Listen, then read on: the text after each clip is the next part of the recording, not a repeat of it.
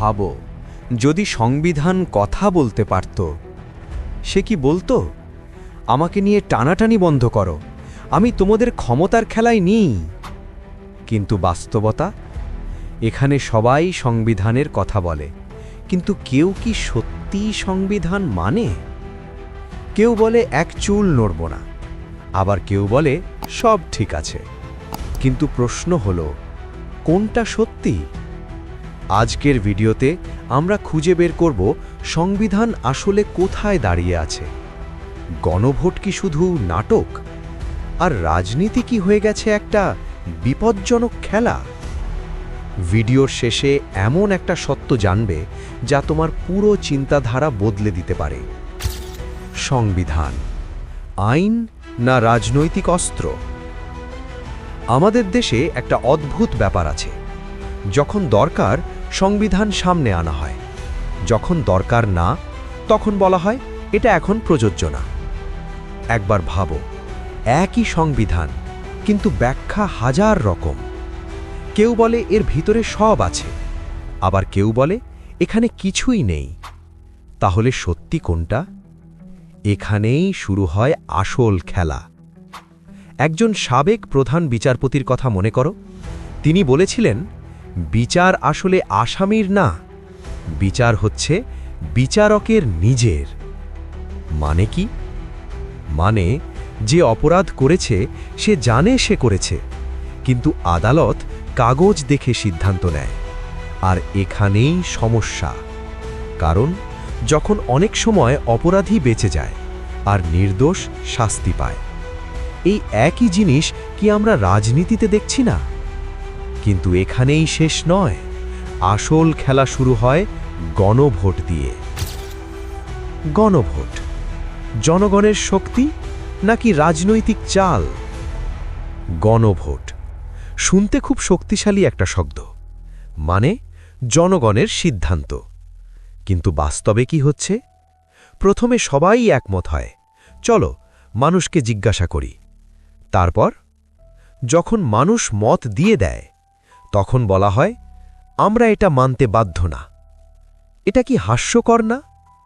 ভাবো, একটা সিদ্ধান্ত যেখানে ৭০% মানুষ পক্ষে, মানে কোটি কোটি মানুষ বলছে হ্যাঁ, কিন্তু নেতারা বলছে না, এটা চলবে না। তাহলে প্রশ্ন, জনগণ কি শুধু ভোট দেওয়ার জন্য, নাকি তাদের মতামতের কোনো মূল্য আছে? আরেকটা ইন্টারেস্টিং বিষয়, যারা আগে গণভোট ব্যবহার করেছে আজ তারাই প্রশ্ন তুলছে, এটা কি কাতলীয় নাকি এটা পরিকল্পিত? এবার আসি সবচেয়ে ভয়ঙ্কর জায়গায়, যেখানে আইনকেই দুর্বল করা হচ্ছে। ১৩৩টি অর্ডিন্যান্স, সংস্কার না ধ্বংস? সম্প্রতি ১৩৩টি অর্ডিন্যান্স এসেছে। শুনতে ভালো, সংস্কার হচ্ছে, কিন্তু ভেতরে কি আছে? কিছু গুরুত্বপূর্ণ আইন যেগুলো মানুষের অধিকার রক্ষা করত, সেগুলো বাতিলের প্রস্তাব। যেমন গুম প্রতিরোধ আইন, মানবাধিকার কমিশন, দুর্নীতি দমন ব্যবস্থা। একটা প্রশ্ন করো তো নিজেকে, এই আইনগুলো কেন বাতিল হবে? কারণ কি? যদি আইন থাকে তদন্ত হবে, যদি তদন্ত হয় দায়িত্ব আসবে, আর যদি দায় আসে ক্ষমতা কমে যাবে। তাই কি এই ভয়? ভাবো, একটা মানবাধিকার কমিশন যদি স্বাধীন হয়, তাহলে সে যে কোনো শক্তিশালী লোককেও প্রশ্ন করতে পারবে। এটাই কি সমস্যা? এখন আসল প্রশ্ন, ক্ষমতা কার হাতে থাকবে? ক্ষমতার ভারসাম্য মিথ না বাস্তবতা? রাজনীতির সবচেয়ে বড় সমস্যা কি জানো? অতিরিক্ত ক্ষমতা। যখন সব ক্ষমতা এক জায়গায় জমা হয়, তখন সিস্টেম ভেঙে পড়ে। এই জন্যই বলা হয়েছিল ক্ষমতা ভাগ করতে হবে। রাষ্ট্রপতি, প্রধানমন্ত্রী, আদালত সবাইকে আলাদা শক্তি দিতে হবে, যাতে কেউ এককভাবে সবকিছু নিয়ন্ত্রণ করতে না পারে। কিন্তু বাস্তবে সবাই চায় ক্ষমতা নিজের কাছে রাখতে, কারণ ক্ষমতা মানে নিয়ন্ত্রণ, ক্ষমতা মানে নিরাপত্তা, ক্ষমতা মানে প্রভাব। তাহলে প্রশ্ন, সংস্কার কি সত্যিই হচ্ছে নাকি শুধু দেখানো হচ্ছে? শেষে একটা প্রশ্ন যা পুরো গল্পটাই বদলে দেবে। 70% মানুষের রায় তবুও কেন অগ্রাহ্য? এখন সবচেয়ে বড় প্রশ্ন, 70% মানুষ যদি কিছু চায় তাহলে সেটা বাস্তবায়ন হয় না কেন?